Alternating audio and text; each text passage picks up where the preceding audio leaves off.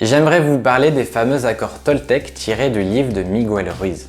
Ce sont des accords avec nous-mêmes, des règles de vie claires et concrètes qui nous aident à nous libérer de toutes nos mauvaises habitudes comportementales. Je les trouve très importantes dans le contexte de la communication. Dans cette vidéo, je vous présente ma vision de ces accords et je finis par vous donner un exemple concret d'application par rapport à une situation délicate que j'ai vécue.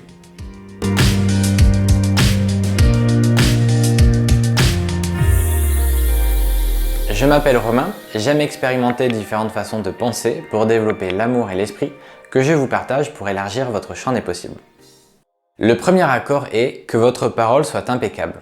On sait tous que nos mots peuvent avoir un impact très puissant, de manière positive ou négative, sur les autres et nous-mêmes. Donc nous avons la responsabilité d'y faire attention et de rester intègres. Nous devons dire uniquement ce que nous pensons en prenant le temps d'y réfléchir. Vous vous identifierez facilement si c'est quelque chose d'utile et bienveillant, ou si vous cherchez, consciemment ou non, à nuire à quelqu'un, à manipuler ou à médire. J'ai moi-même eu des propos très maladroits avec ma partenaire au début de notre relation, et 10 ans plus tard, j'en mesure encore les conséquences. Dans notre culture, on utilise largement notre parole de manière négative. On catégorise tout en bien ou mal, la pluie devient le mauvais temps, on se compare, on se juge et on se critique entre nous. Ces attitudes et nos paroles sont autant nocifs pour nous que pour les autres. Je vous assure que dire du mal d'un ou d'une collègue de boulot, même si vous pensez que c'est justifié, n'apportera rien de positif à personne. Faites l'essai rien qu'une journée d'avoir conscience de ce que vous allez dire et de filtrer tout ce qui est inutile ou négatif.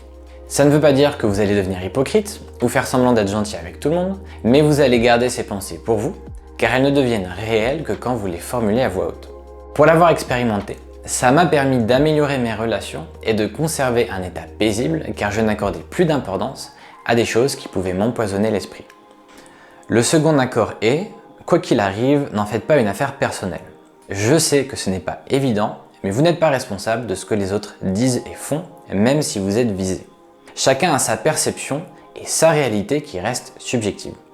Ne vous considérez pas comme victime des paroles des autres. Vous êtes l'unique responsable de la manière dont vous allez y réagir. C'est un exercice difficile, surtout si vous manquez d'estime et de confiance en vous, mais ça peut véritablement changer votre vie. Pour ne pas vous sentir agressé par les paroles ou les comportements malveillants de quelqu'un, considérez chacun de ces actes comme l'expression d'une souffrance chez lui. Vous comprenez qu'une personne qui vous dit « t'es moche » doit forcément avoir un complexe et chercher à se valoriser d'une autre façon. Et comme nous sommes le miroir de l'autre, inconsciemment, il va déceler chez vous ce qui le fait lui-même souffrir. Si vous arrivez à décrypter ses comportements, vous pourrez développer de l'empathie pour cette personne. Comme en parle Laurent Gounel dans son livre « L'homme qui voulait être heureux », à propos de quelqu'un qui se demande comment avoir des sentiments positifs pour des personnes qui nous agressent, c'est plus facile si vous savez qu'un autre point commun entre tous ces gens est qu'il y a néanmoins une intention positive derrière chacun de leurs actes. Ils croient que ce qu'ils font est la meilleure chose à faire, voire la seule possible. C'est pour cela que, même si ce qu'ils font est critiquable, ce qui motive leur comportement est souvent compréhensible. Pour pouvoir aimer une telle personne, distinguez-la de ses actes. Dites-vous que malgré son attitude détestable, il y a quelque part au fond d'elle, peut-être très enfui et sans qu'elle le sache elle-même, quelque chose de bien. Si vous parvenez à percevoir ce quelque chose et que vous l'aimez, vous amènerez cette personne à rentrer en contact avec cette petite part d'elle-même. Vos croyances ont aussi une part importante dans le comportement des autres et dans votre réaction. Par exemple, la beauté, malgré toutes les normes sociales, reste quelque chose de très subjectif qui est largement influencé par notre attitude. Imaginez que vous vous trouvez moche. Vous allez vous exprimer, vous tenir, vous mouvoir, vous comporter comme quelqu'un qui est persuadé d'être moche. Donc vous ne serez pas éloquent, vous allez vous renfermer, vous n'allez pas sourire, vous aurez du mal à regarder dans les yeux, etc.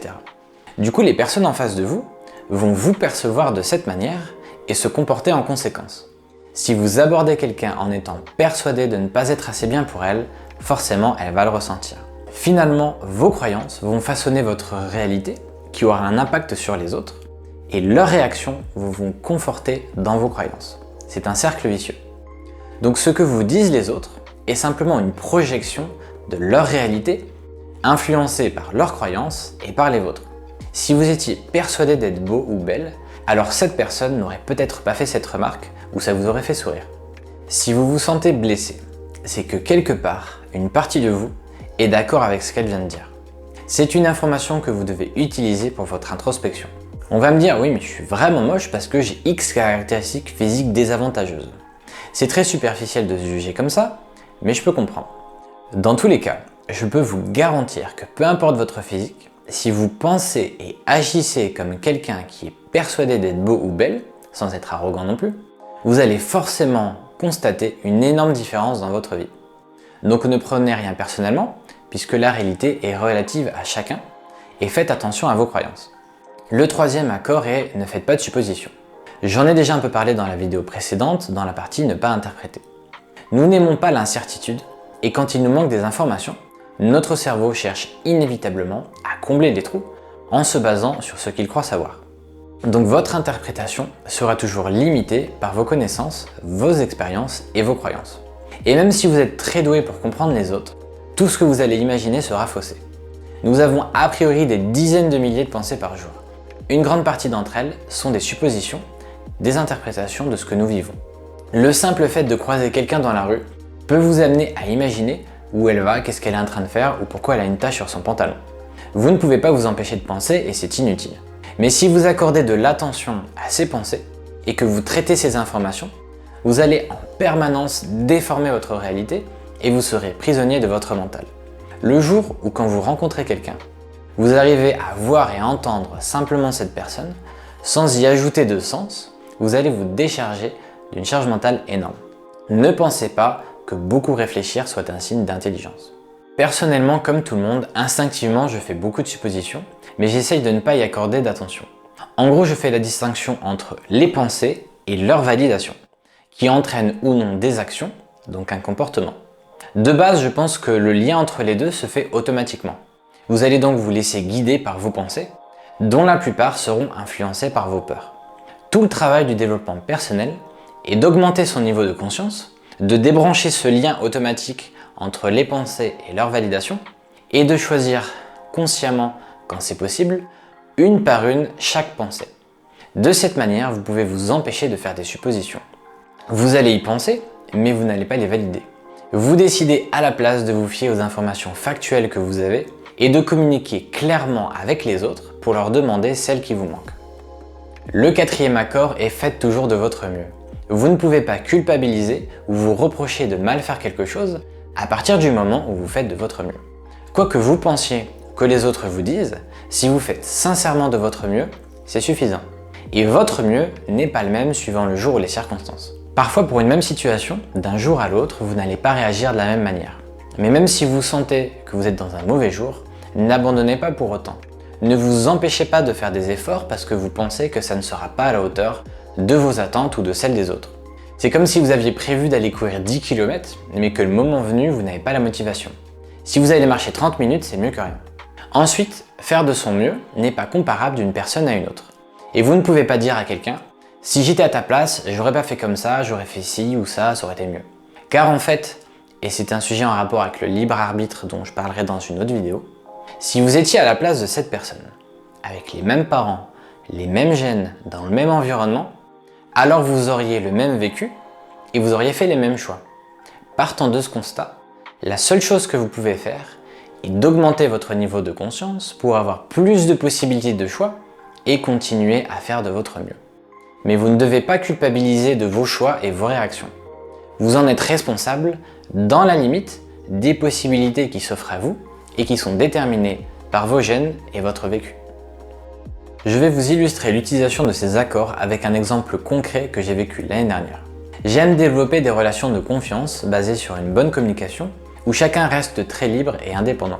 Je fais également toujours très attention à ne pas développer d'attentes, ce qui me permet de ne pas être frustré même si quelqu'un annule un rendez-vous par exemple. Ça marche très bien, mais c'est pas infaillible puisqu'il m'arrive de développer des attentes sans m'en rendre compte. C'est ce qui s'est passé avec une femme pour qui j'ai des sentiments et que je vois quelques fois par an. Nous avions prévu de nous retrouver après quelques mois à distance, mais elle a annulé la veille de notre rendez-vous.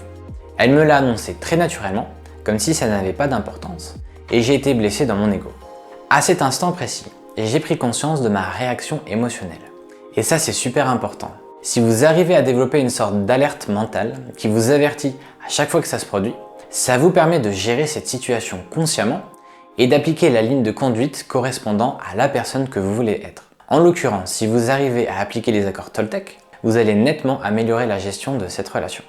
J'ai également décidé de vivre ça comme une expérience pratique et de noter tout ce qui me passait par la tête pour l'étudier plus tard. Donc je reçois son message, qui attend une réponse, mais instinctivement je n'ai que des pensées négatives. Comme je veux essayer d'avoir une parole impeccable, je ne réponds pas tout de suite, pour prendre le temps de gérer mes émotions et réfléchir à ce que je vais dire. Je dois à tout prix ne pas me victimiser et ne pas laisser parler mon ego. Je sais également que je dois ne pas le prendre personnellement, car je sais très bien l'amour qu'elle ressent pour moi. Mais à ce moment-là, mon ego est comme une personne à part entière, qui réfléchit et qui essaye de m'influencer. Voilà ce qu'il se dit. Elle lui a donné ses raisons, mais il ne les accepte pas. Il considère qu'elle fait passer en priorité des choses qui ne le sont pas pour lui. Donc en gros, mon ego pense que si la situation était inversée, il n'aurait pas annulé, ce qui voudrait dire qu'elle lui accorde moins d'importance.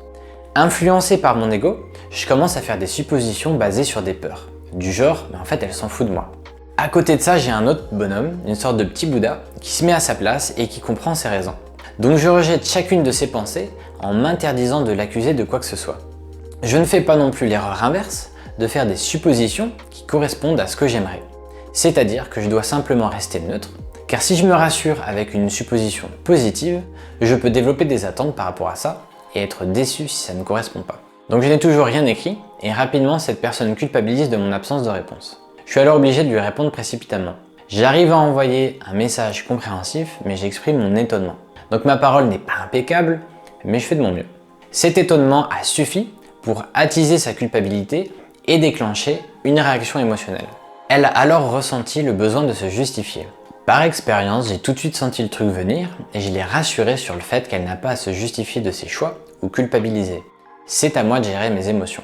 Malgré tout, elle a continué à m'envoyer des messages exprimant sa culpabilité et j'avais pas envie de répondre, alors je suis parti me coucher. Dans mes notes, j'ai écrit que j'avais envie de lui en vouloir, de bouder et de ne pas faire l'effort de régler la situation. Une fois dans mon lit, en réfléchissant, j'ai réalisé que mon absence de réponse n'était pas anodin. Inconsciemment, c'était en fait mon ego blessé qui voulait se venger, donc la faire souffrir en la laissant mariner dans sa culpabilité. Quand j'ai réalisé ça, j'ai laissé mon petit Bouddha lui envoyer un message d'amour pour la rassurer. Ça peut paraître pas grand chose, mais par rapport à ce que je ressentais, ça m'a demandé un effort énorme. En fait, ce message n'était pas hypocrite, c'était juste qu'une partie de moi le pensait sincèrement, et l'autre partie, mon ego, me détestait d'avoir fait ça. Pour lui, qui se considère comme victime et pas respecté, c'était comme plaider coupable pour un crime qu'il n'a pas commis.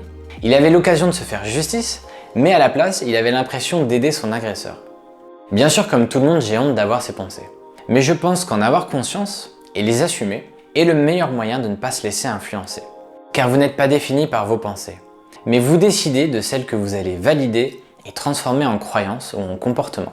Donc vous pouvez très bien avoir beaucoup de pensées de peur que vous n'écoutez pas et agir avec amour.